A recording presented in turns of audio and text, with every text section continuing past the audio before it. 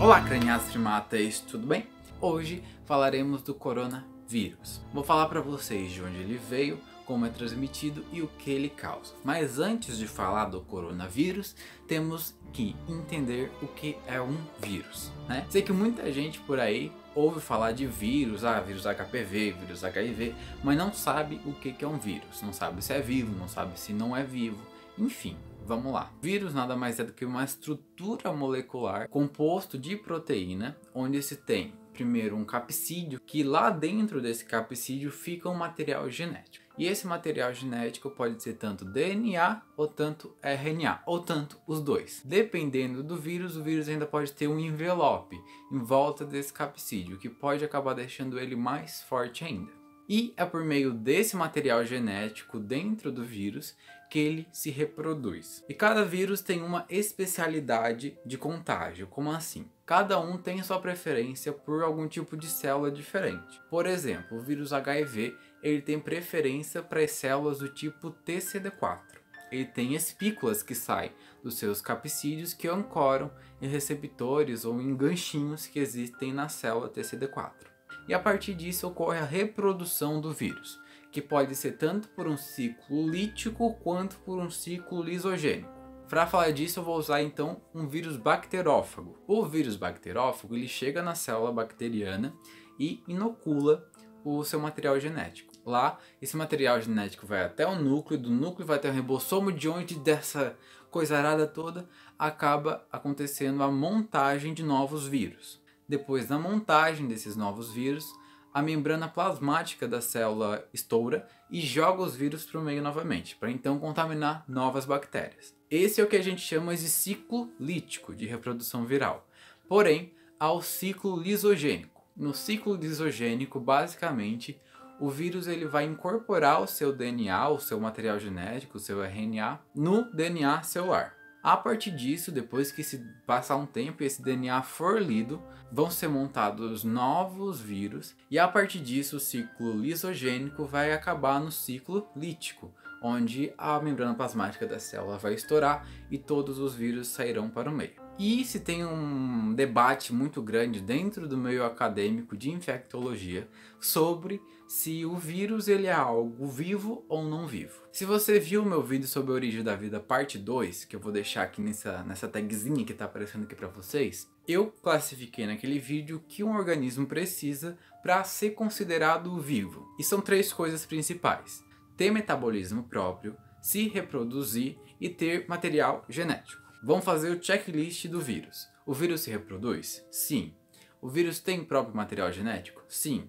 O vírus tem metabolismo próprio? Não. Por quê? O vírus é algo que a gente chama de parasita intercelular obrigatório. Uma correção, tá? Eu acabei falando parasita intercelular obrigatório. O correto é parasita intracelular obrigatório. Tá bom? Muito obrigado. Continua com o vídeo. O que isso quer dizer? Quer dizer que obrigatoriamente o vírus precisa estar imerso ou utilizando de uma célula para poder fazer suas atividades metabólicas. Sendo assim, ele não tem um metabolismo próprio. Ele precisa de outra célula para exercer a sua atividade metabólica. E por esse fato, é muito difícil definir se vírus tem vida ou não, tá bom?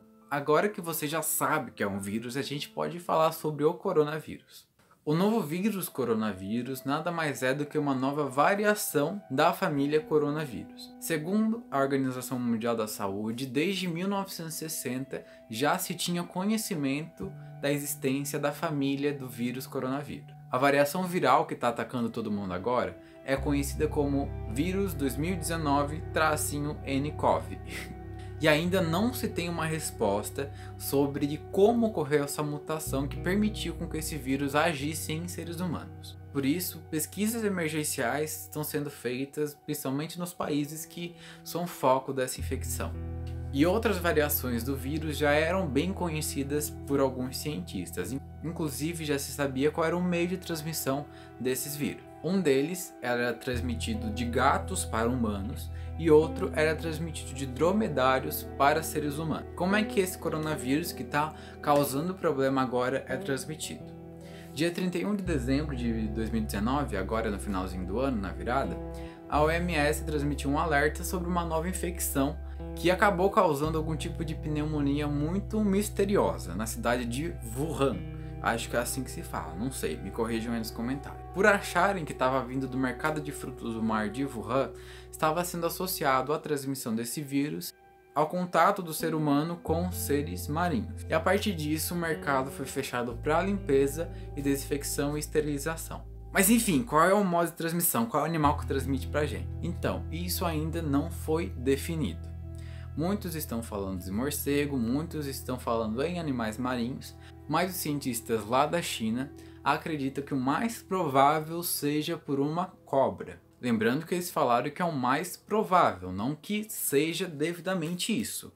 Eles criaram a hipótese de que seja pela cobra. Agora eles estão fazendo diversos testes para poder confirmar essa hipótese. E a partir da China foi que a infecção começou a se alastrar pelo mundo. Além da China, 12 outros países acabaram sendo atingidos pelo coronavírus. 12 países em 4 continentes diferentes. São os Estados Unidos, Canadá, França, Arábia Saudita, Austrália, China, Nepal e outros países da Ásia. Na China que a coisa tá feia, porque a doença já foi registrada em todas as províncias que existem lá, só não foi registrada em algumas regiões lá do Tibete. Mas em geral, a China toda tem casos da infecção. No Brasil, por enquanto, não se há nenhum caso confirmado da doença. Sendo assim, ainda podemos ficar tranquilos. A primeira morte que ocorreu por coronavírus aconteceu lá na China, com um paciente de 51 anos de idade que chegou no hospital com dificuldade respiratória.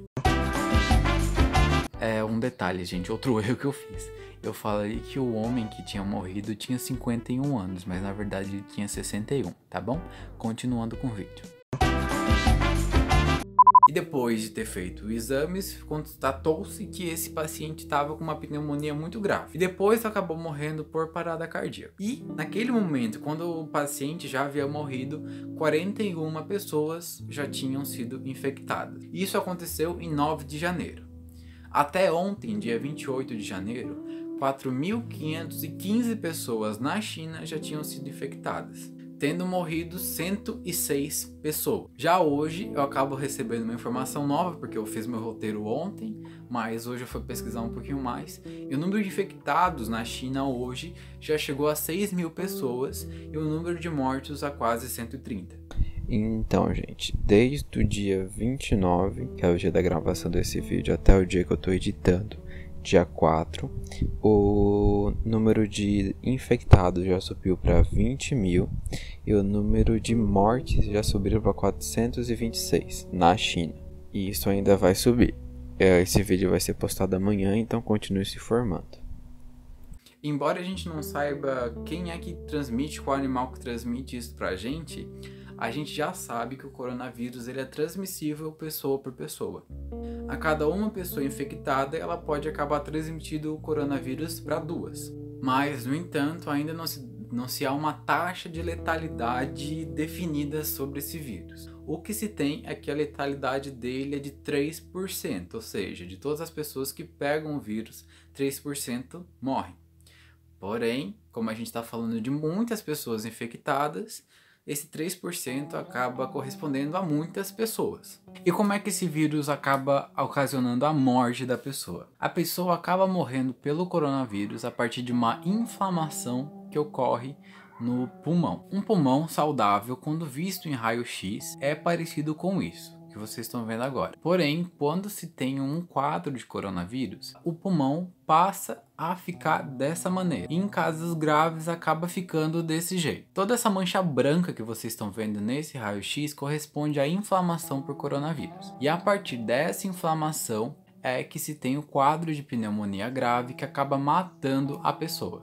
E os meios que a gente deve utilizar para poder evitar o contágio com essa doença, basicamente é lavar bem as mãos, sempre lavando as mãos entre os dedos e lavando o pulso também, normalmente lavando ali uns 30 a 20 segundos direto, nunca só passar uma aguinha, mas sempre lavar muito bem com água e sabão, ou sabonete, e evitar ao máximo a ingestão de carne de caça ou carne de animais silvestres, justamente porque não se sabe ainda qual é o vetor principal da doença. Caso essa doença chegue no Brasil, para evitar o contágio para outras pessoas, a gente precisa que as pessoas usem máscaras, mas como ainda não houve, até hoje, dia 29 de janeiro, até agora não houve nenhum tipo de infecção confirmada aqui no Brasil, por enquanto não é necessário, mas caso for, daí sim é necessário. E quais são os sintomas dessa doença?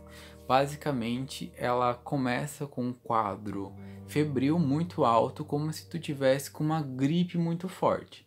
Esse quadro febril pode vir de 38 a 39 graus de febre. Além disso, pode se sentir um pouco de fraqueza e desconforto respiratório. Quando se há esse desconforto respiratório, é que o problema pode ser considerado sério e a suspeita de coronavírus se torna maior. Depois de uma degradação maior do pulmão, você pode ter uma doença respiratória aguda grave e uma insuficiência renal. E a partir disso pode acontecer a morte da pessoa. E será que esse vírus ele é como um sarampo, que a gente só pega uma vez e não pega mais? Ou será que ele vem outras vezes?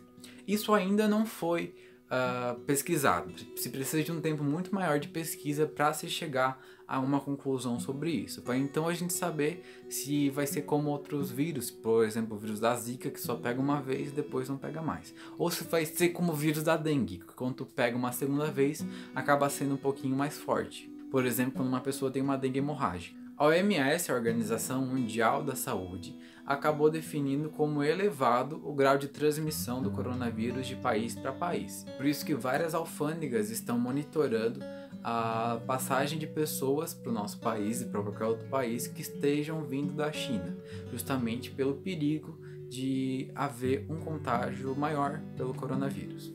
Esse vídeo está sendo gravado no dia 29 de janeiro. Por isso, até dia 5 de janeiro, pode ser que essas informações já não estejam tão atualizadas, justamente por causa da velocidade e grau de transmissão desse vírus. Por isso, sempre fique bem informado sobre esses casos, o que está acontecendo, e sempre cuidado com o que você recebe em WhatsApp e em redes informais de informação. Sempre procure em sites sérios que tu tem certeza que são verdadeiros e que te dão as respostas certas, que não tenham um viés ideológico explícito e tudo mais. E assim, tu procura informações reais, tá bom?